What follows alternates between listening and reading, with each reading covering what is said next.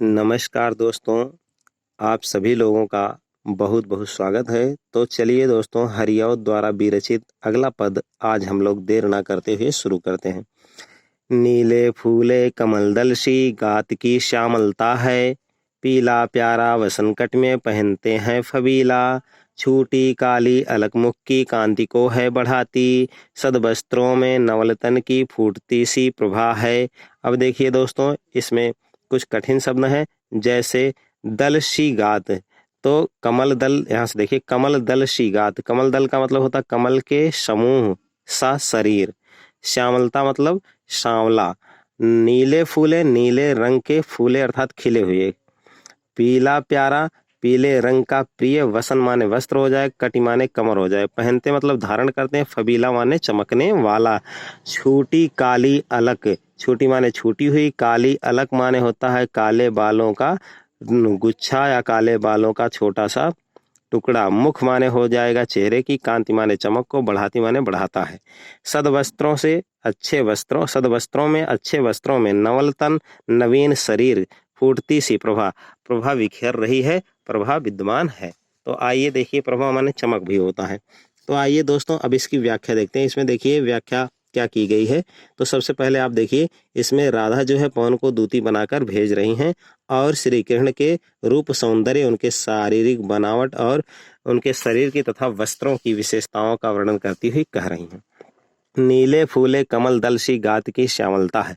कह रहे हैं कि हे पवन दूतिका, जब तुम आगे जाओगी और जाते हुए मथुरा पहुंच जाओगी, अंततः ऐसा समय भी आएगा जब तुम श्री कृष्ण के पास पहुंचोगी।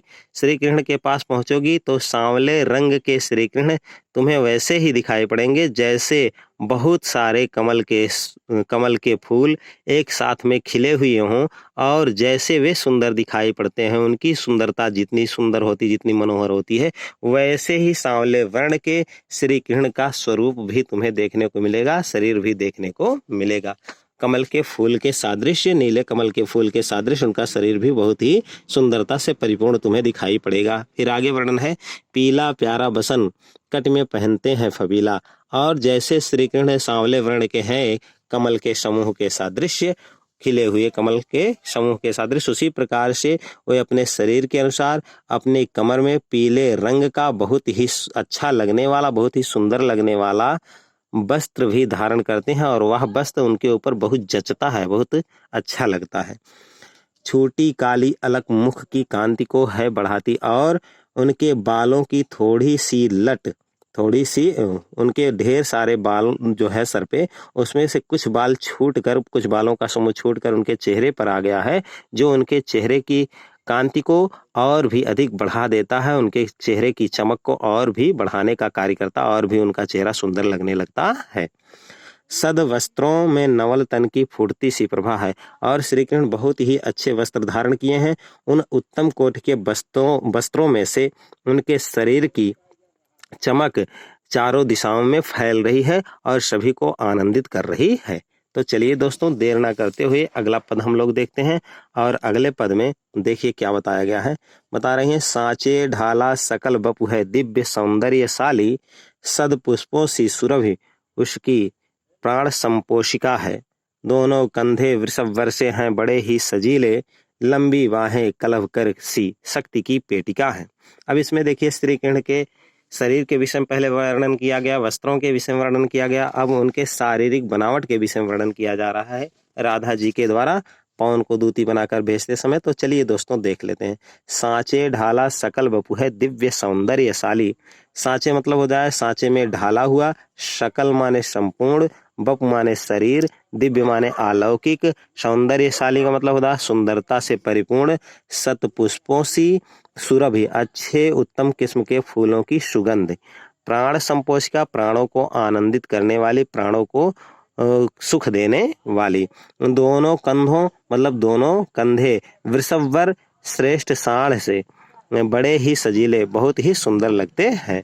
लंबी बाहें, लंबी लंबी भुजाएं, करभ कल क्या है, कलभ कर, कलभ करशी कलभ माने होता है हाथी, कर माने होता सूंड, हाथी के सूंड सी शक्ति की पेटिकां हैं, शक्ति का भंडार है, शक्ति की पेटियां हैं। तो आइए दोस्तों अब इसकी व्याख्या देखते हैं। सांचे ढाला सकल बपु है दिव्य सौंदर्यशाली। कह रहे हैं कि हे पवन, तुम जब देखोगी श्री कृष्ण को तो उनका संपूर्ण शरीर, पूरा शरीर तुम्हें किसी सांचे में ढाली गई मूर्ति के सादृश्य दिखाई पड़ेगा। और वह कैसा होगा? दिव्य सौंदर्यशाली। उनका शरीर अलौकिक सुंदरता से परिपूर्ण तुम्हें दिखाई पड़ेगा। ऐसी सुंदरता उनके शरीर पर विद्यमान तुम्हें दिखाई पड़ेगी जैसे अलौकिक पुरुषों की होती है, देव आत्मा की होती है, उसी प्रकार से वे बहुत ही सुंदर तुम्हें दिखाई पड़ेंगे। सत पुष्पों से सुरभ उनकी प्राण संपोषिका है और अच्छे अच्छे फूलों की खुशबू से युक्त, जैसे अच्छे किस्म के फूलों से, उत्तम किस्म के फूलों से अच्छी खुशबू आती है, ठीक उसी प्रकार से उनके शरीर से तुम्हें भी अच्छी प्रकार के फूलों से युक्त खुशबू प्राप्त होगी जो किसी को भी आनंदित करने वाली है। जैसे आजकल लोग अच्छी खुशबू दिखाने के लिए अनेक प्रकार के इत्र और सेंट का इस्तेमाल करते हैं, लेकिन श्री कृष्ण बिना ऐसी किसी चीज को लगाए ही उनके शरीर से अच्छी प्रकार की खुशबू बिखर रही थी, फैल रही थी। उसी चीज का वर्णन यहाँ किया गया है। और देखिए बता रहे हैं, दोनों कंधे वृषभ वर्ष हैं, बड़े ही सजीले, और दोनों कंधे उनके श्रेष्ठ उत्तम किस्म के जैसे सांड होते हैं, उनका अगला भाग जैसे बहुत ही बलिष्ठ होता है और बहुत सुंदर होता है, ठीक उसी प्रकार से श्री कृष्ण के दोनों कंधे बहुत ही श्रेष्ठ किस्म के सांडों के सादृश्य बहुत ही बड़े, सजीले और बलिष्ठ दिखाई पड़ रहे हैं। इस प्रकार का दिखाई पड़ेंगे, इस प्रकार का वर्णन राधा जो है पौन दूतिका से कर रहे हैं। फिर आगे वो कहते हैं, लंबी बाहें कलव कर की शक्ति की पेटियां हैं, और उनकी लंबी लंबी भुजाएं जो हैं वो हाथी के सूंड के तरह से शक्ति का भंडार है। इस तरह के श्री कृष्ण तुम्हें दिखाई पड़ेंगे। फिर दोस्तों अगला पद है, और आइए उसको भी इसी वक्त देख लेते हैं। अब इसमें देखिए वर्णन किया गया है, राजाओं सा सिर पर लसा दिव्य अपीड़ होगा, शोभा होगी उभय श्रुत में स्वर्ण के कुंडलों की, नाना रत्ना कलित भुज में मंजु केयूर होंगे, मोती वाला लसित उनका कंबुसा कंठ होगा, मोती माला लसित उनका कंबुसा कंठ होगा। तो आइए दोस्तों देखते हैं, इसमें राजाओं सा सिर, सिर माने सिर हो जाएगा, लसा माने सुशोभित, दिव्य माने अलौकिक, आपीड़ माने मुकुट होगा, दिव्य माने अलौकिक, आपीड़ माने मुकुट होता है, उभय माने दोनों होता है, श्रुति माने कान होगा, स्वर्ण माने सोना हो जाएगा, सुवर्ण, और इसके बाद कुंडलों मतलब कुंडल होता है, सोने का बना हुआ कुंडल, नाना माने अनेक हो जाएगा, रत्ना कलित रत्नों से बने हुए, भुज माने भुजा हो जाएगा, मंज माने सुंदर, कयूर माने भुजबंद, मोती माला मोतियों की माला, लसित माने सुशोभित, कम्ब सा कंठ, कम्ब सा कंठ मतलब शंख के सादृश्य कंठ हो जाएगा। तो आइए दोस्तों अब इसकी व्याख्या देखते हैं। इसमें जो है राधा पवन को दूती बनाकर भेजती हुई कह रही हैं कि जब तुम श्री कृष्ण के पास पहुंच जाओगी तो श्री कृष्ण को देखोगी और उनके सिर के तरफ जब तुम दृष्टि डालोगी तो उनके सिर पर देवताओं की तरह से, राजाओं की तरह, श्रेष्ठ राजाओं की तरह से अलौकिक, बहुत ही अलौकिक, बहुत ही सुंदर मुकुट तुम्हें देखने को मिलेगा, जिसकी शोभा तुम्हें बहुत ही अच्छी लगेगी।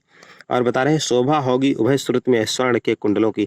और यही नहीं, श्री कृष्ण अपने दोनों कानों में बहुत ही अच्छी किस्म के सोने से बने हुए बहुत ही सुंदर लगने वाले कुंडलों को भी धारण किए होंगे, जिसे देखकर तुम उनकी शोभा का वर्णन नहीं कर पाओगी। इतने सुंदर सुंदर कुंडल उनके दोनों कानों में विराजमान होंगे, ऐसा तुम वहां देखोगी। और फिर आगे वर्णन है, नाना रत्ना कलित भुज में मंज कयूर होंगे, और बता रहे अनेक प्रकार के रत्नों से बने हुए, मणियों से आच्छादित, अनेक प्रकार के रत्नों और मणियों से बने हुए आच्छादित उनके सुंदर सुंदर भुजाओं में बहुत ही सुंदर सुंदर भुजबंद विराजमान होंगे और उनकी भुजाओं की शोभा को बढ़ा रहे होंगे। फिर आगे वर्णन है दोस्तों, मोती माला लसित उनका कंबुसा कंठ होगा, और मोतियों की माला से युक्त, मोतियों की माला से बना हुआ, मोतियों की माला से बनाया गया एक हार होगा जो उनके शंख के सादृश्य सुंदर गले की शोभा को और भी अधिक बढ़ा रहा होगा और सभी को मनोरंजन कर रहा होगा। इस प्रकार के श्री कृष्ण तुम्हें देखने को